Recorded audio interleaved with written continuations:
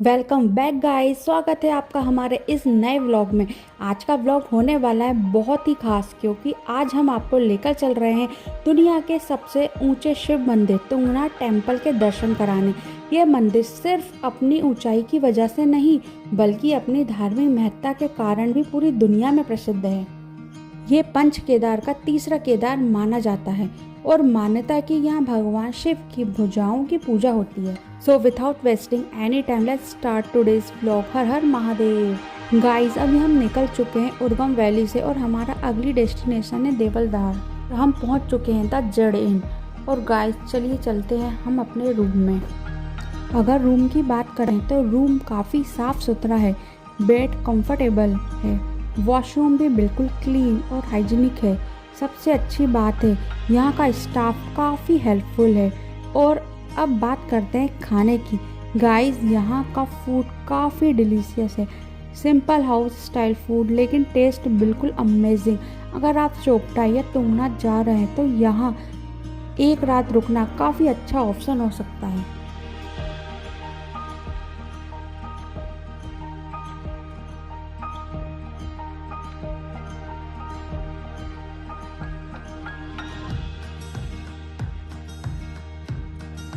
Guys, अब आपको room से दिखने वाला व्यू दिखाते हैं। सीरियसली, सुबह आँख खुलते ही सामने ऊंचे ऊंचे पहाड़, ठंडी ठंडी हवा, चारों तरफ हरियाली, बर्ड्स की आवाज़। ऐसा लगता है जैसे पूरी दुनिया की भागदौड़ कहीं पीछे छूट गई है।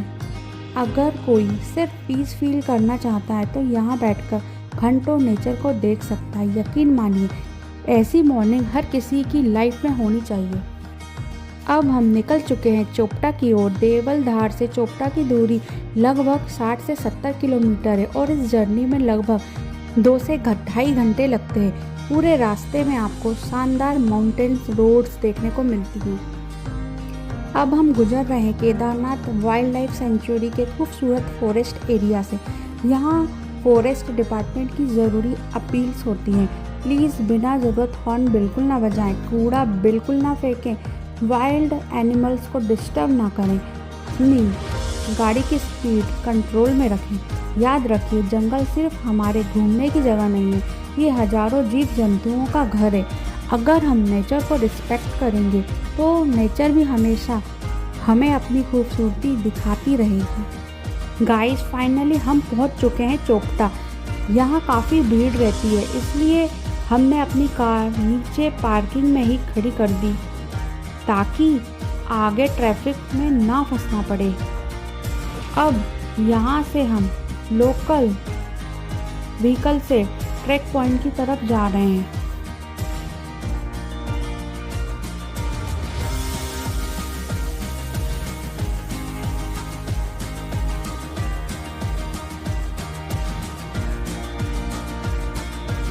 और अब हम पहुँच चुके हैं तुंगनाथ मंदिर के नीचे।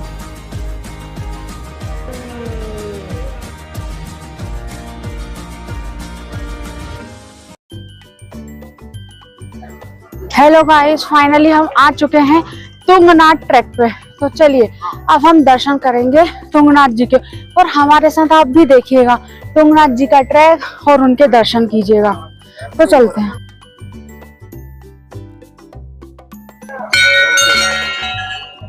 तो गाइस, फाइनली हम आ चुके हैं तुंगनाथ ट्रैक पे। तो चलिए हमारे साथ आप दर्शन कीजिएगा तुंगनाथ जी के और साथ में इस ट्रैक का आनंद लीजिएगा। तो चलते हैं। स्टार्टिंग में ही आपको काफ़ी शॉप्स मिल जाती हैं जहां Maggi, T, coffee, paratha, snacks सब कुछ अवेलेबल रहता है। अगर ट्रैक शुरू करने से पहले ब्रेकफास्ट करना चाहें तो यहां आराम से कर सकते हैं।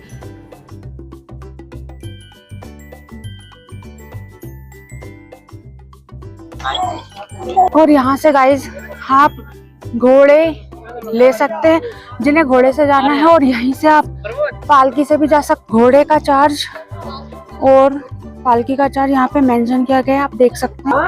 और घोड़े का चार्ज है 2500 रुपये और पालकी का चार्ज है 8 से 10,000, वो वेट के अकॉर्डिंग। तो आपको जो भी सही लगे आप वो कर सकते हैं, और आप चाहें तो इसे पैदल भी कर सकते हैं। तो फाइनली गाइस, हम इस ट्रैक को पैदल ही करेंगे।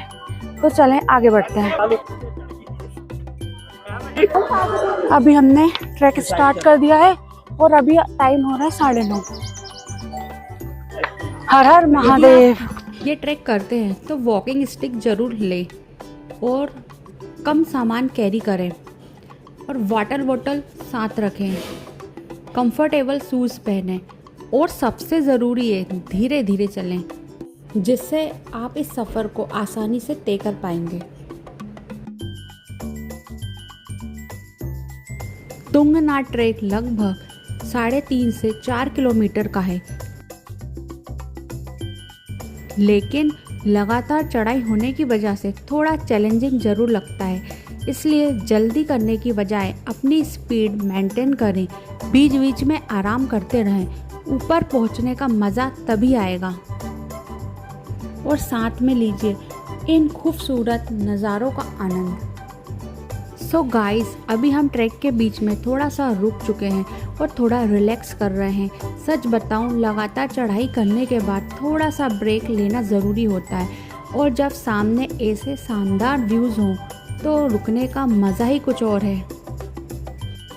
देखिए चारों तरफ फैले हुए ये खूबसूरत पहाड़, हरे भरे बुग्याल, ठंडी ठंडी हवा और बादलों से घिरी हुई ये वादियाँ।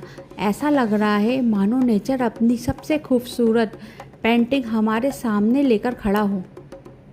ये खूबसूरत बुग्याल, चारों तरफ फैली हरी भरी घास, ऊंचे पहाड़, ठंडी हवा, क्लाउड्स, ऐसा लगता है जैसे किसी ड्रीम वर्ल्ड में आ गए हों। लेकिन एक रिक्वेस्ट है, शॉर्टकट लेने के चक्कर में इन बुग्याल्स पर बिल्कुल मत चलिए। इनकी खूबसूरती बचाना हमारी जिम्मेदारी है। नेचर हमें इतना कुछ देता है तो हमारा भी फर्ज बनता है कि इसे सुरक्षित रखें।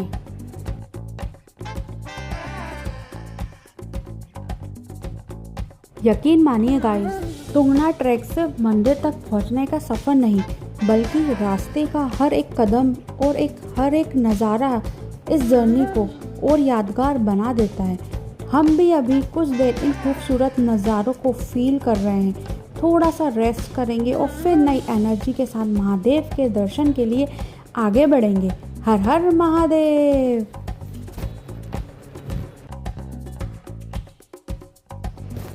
और दोस्तों, अभी मंदिर तक पहुंचने का रास्ता काफ़ी बाकी है, लेकिन यही तो इस ट्रैक की सबसे बड़ी सीख है।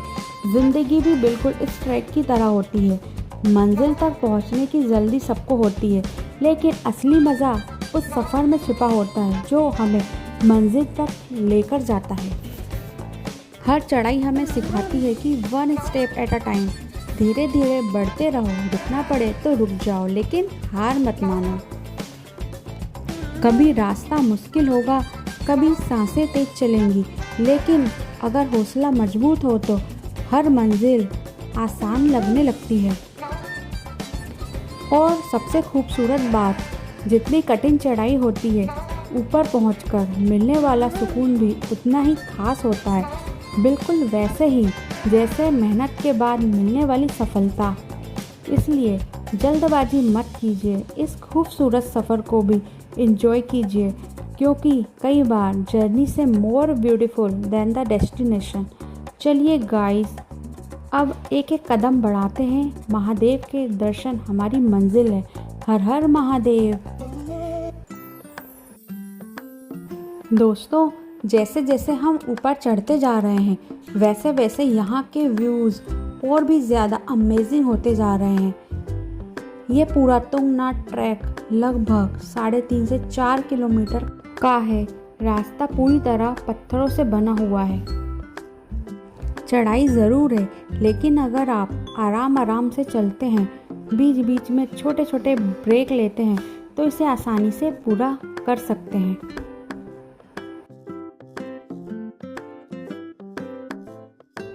सो गाइस, अभी हमने यहाँ थोड़ा सा ब्रेक लिया और एक एक गिलास ठंडा नींबू पानी पिया। सच में इतनी चढ़ाई के बाद लेमन वाटर किसी एनर्जी बूस्टर से कम नहीं लग रहा।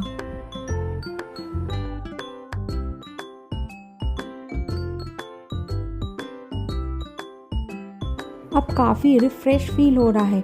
बॉडी में फिर से एनर्जी वापस आ गई है।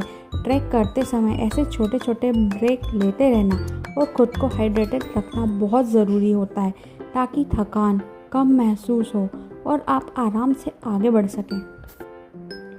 अब थोड़ी देर आराम और रिफ्रेशमेंट के बाद हम फिर से अपनी जर्नी कंटिन्यू करते हैं। महादेव के दर्शन अब पहले से भी ज़्यादा करीब हैं और हर कदम के साथ एक्साइटमेंट भी बढ़ती जा रही है। चलिए गाइस, नई एनर्जी के साथ आगे बढ़ते हैं। हर हर महादेव।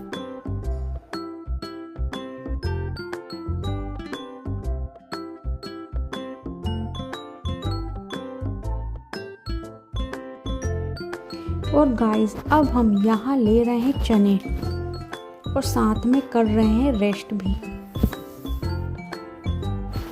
सच कहूँ, ट्रैक के दौरान ऐसे हल्के स्नैक बॉडी को इंस्टेंट एनर्जी देते हैं। ज़्यादा हेवी फूड खाने से बेहतर है आप चने, ड्राई फ्रूट्स या फ्रूट्स जैसी चीज़ें साथ रखें ताकि एनर्जी बनी रहे।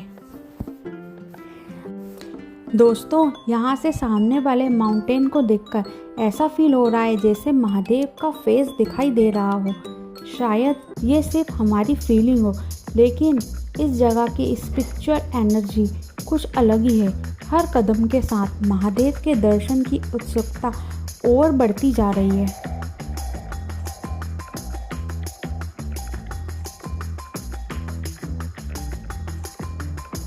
दोस्तों, फाइनली हमें तुंगनाथ टेम्पल दिखाई देने लगा है। बस अब कुछ ही कदम बाकी हैं। हर हर महादेव की आवाज़ पूरे माहौल को और भी दिव्य बना रही है। चारों तरफ हिमालय की ऊंची ऊंची चोटियाँ, नीचे फैली हरी भरी घाटियाँ, ठंडी हवा और बादलों का आना जाना। पूरा माहौल इतना शांत और दिव्य है कि बस यहीं रुककर इसे घंटों निहारते रहने का मन करता है। ऐसी जगह पर आकर महसूस होता है कि नेचर की असली खूबसूरती क्या होती है। शहर की भागदौड़, शोर शराबा सब कहीं पीछे छूट जाता है और सिर्फ सुकून ही सुकून महसूस होता है। फाइनली गाइस, हम पहुंच चुके हैं तुंगनाथ महादेव। लगभग 3680 मीटर 12,073 फीट की ऊंचाई पर स्थित ये दुनिया का सबसे ऊंचा शिव मंदिर माना जाता है। कहते हैं महाभारत युद्ध के बाद पांडव अपने पापों से मुक्ति पाने के लिए भगवान शिव की खोज में निकले, लेकिन भगवान शिव उनसे मिलना नहीं चाहते थे। उन्होंने बेल का रूप धारण कर लिया। जब भीम ने बेल को पकड़ने की कोशिश की तो भगवान शिव धरती में समा गए। उनके शरीर के अलग अलग भाग 5 अलग स्थानों पर प्रकट हुए। इन्हीं 5 स्थानों को पंच केदार कहा जाता है और तुंगनाथ में भगवान शिव की भुजाओं की पूजा होती है। यही इस मंदिर की सबसे बड़ी धार्मिक मान्यता है। यहाँ का वातावरण, यहाँ की घंटियों की आवाज़ और हर हर महादेव का जयकारा दिल को एक अलग ही शांति देता है। यह है उदक कुंड। मान्यता है कि इस कुंड का जल पवित्र माना जाता है। कई श्रद्धालु दर्शन से पहले यहाँ आचमन करते हैं। दोस्तों, फाइनली हमने तुंगनाथ महादेव के दर्शन कर लिए हैं। सच कहूँ, इस अनुभव को शब्दों में बयां करना बहुत मुश्किल है। यहाँ बैठकर ऐसा लगता है बस समय यहीं रुक जाए। चारों तरफ शांति, ठंडी हवा, घंटियों की आवाज़ और सामने महादेव। इस एहसास को सिर्फ महसूस किया जा सकता है।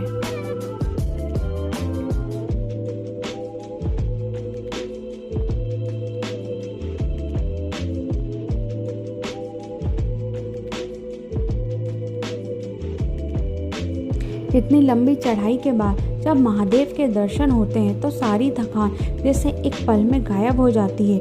मन में एक अलग ही शांति, सुकून और पॉजिटिव एनर्जी महसूस होती है।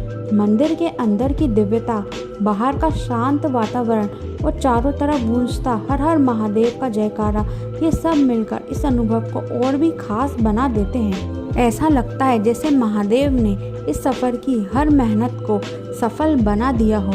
यही वजह है कि लोग बार बार इस पवित्र धाम की ओर खिंचे चले आते हैं। यहाँ से लगभग 1.5 किलोमीटर का ट्रैक और है जो जाता है चंद्रशिला। मान्यता है कि यही भगवान राम ने रावण वध के बाद तपस्या की थी, लेकिन अब शाम हो चुकी है। अगर हम ऊपर जाएंगे तो लौटते लौटते अंधेरा हो जाएगा, इसलिए आज हम चंद्रशिला नहीं जा रहे हैं। यहीं से हमने चंद्रशिला के दर्शन कर लिए हैं। हर हर महादेव।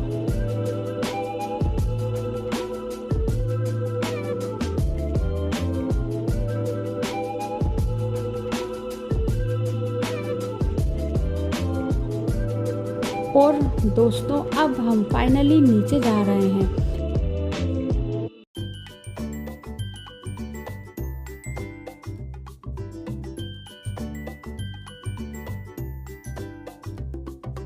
उम्मीद करती हूँ कि आपको हमारा ये पूरा तुंगनाथ ब्लॉग पसंद आया होगा। अगर वीडियो अच्छी लगे तो इसे लाइक ज़रूर करें, अपने दोस्तों के साथ शेयर करें।